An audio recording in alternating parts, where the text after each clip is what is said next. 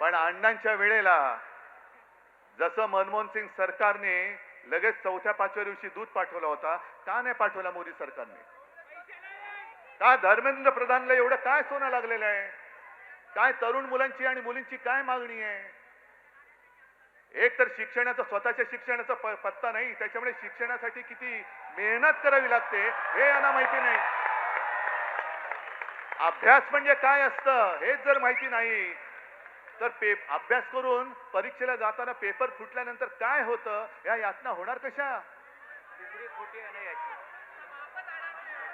नाही, आता डिग्री खरी का खोटी हा सुद्धा प्रश्न आहे. ती त्याच्यामुळे ह्या यातना, आणि आज तुम्ही जर का बघाल तर तरुण मुलं मुली तर आहेतच, पण मी सोशल मीडियावरती बघतोय त्यांचे आजी आजोबा सुद्धा आलेले आहेत, आई वडील आलेले आहेत. याचं कारण असं की मला नाही शिकता आलं, पण माझ्या मुलाने शिकलं पाहिजे, माझ्या मुलीने शिकलं पाहिजे. मोदी सरकारची जी घोषणा आहे, मुलगी शिकली प्रगती झाली, अरे पण शिकून परीक्षेला गेली आणि पेपर फुटला, ती मुलगी आत्महत्या नाही करणार? मुलगा आत्महत्या नाही करणार? मग एवढ्या मुलाने आत्महत्या केल्या तरी एक धर्मेंद्र प्रधान तुम्ही डोक्यावर घेऊन नाचताय. मग धर्मेंद्र प्रधानला असं काय सोनं लागलेलं आहे? बरं, अण्णा हजारेंचा एक विषय झालाच, पण या घराणेशाही बद्दल आणखीन एक सांगतो. आज सोनम वांगचूक उपोषणाला बसलेत तिकडे, पण सोनम वांगचूक यांचे वडील सुद्धा, त्यांनी सुद्धा उपोषण केलं होतं. माहितीये तुम्हाला किती जणांना? कोण गेलं होतं त्यांच्याकडे बोलायला? म्हणजे भाजपच्या लेखी हुकुमशाह असलेल्या इंदिरा गांधी सोनम वांगचूक यांच्या वडिलांना भेटायला लडाखला गेल्या होत्या, तरी हे तिकडे दिल्लीत राहून दिल्लीतल्या दिल्लीत भेटायला न जाणारे मोदी आणि शहा हे लोकशाही आणि इंदिरा गांधी हुकुमशाह.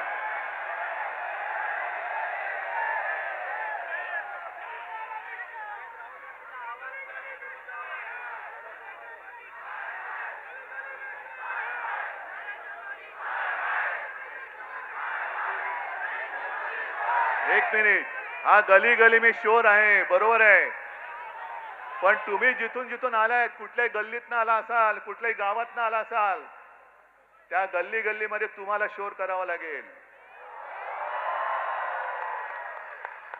तुम्हाला आवाज उठवावा लागेल.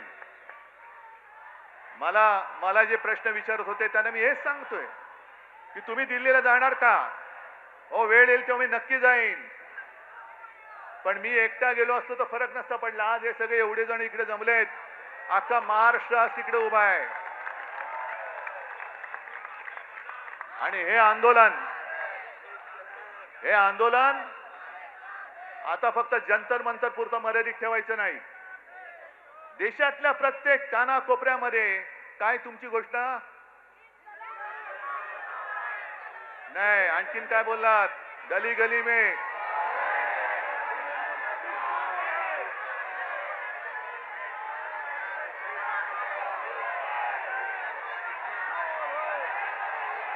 बरं, आणखीन एक गोष्ट, इकडे महिला आलेल्या आहेत, इकडे बऱ्याचशा महिला आहेत.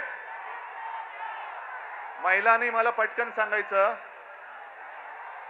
आपल्या घरात, जरा थांबा नाही, आपण साधारणतः आपण साधी माणसं आहोत. आपल्या घरामध्ये साधारणतः असं मानलं जातं की साधी महिला ही झुरळाला घाबरते ना? अरे इकडे आमचं पंतप्रधान घाबरतो, अख्खं सरकार घाबरतं. जगातला सगळ्यात मोठा पक्ष ज्यांनी भाड्याने माणसं घेतलेत, हे भाडकं वाचलं की असं होतं, भाड्याने म्हणजे माणसं चोरून पक्ष वाढवला ना की असा पक्ष झुरळाला घाबरतो.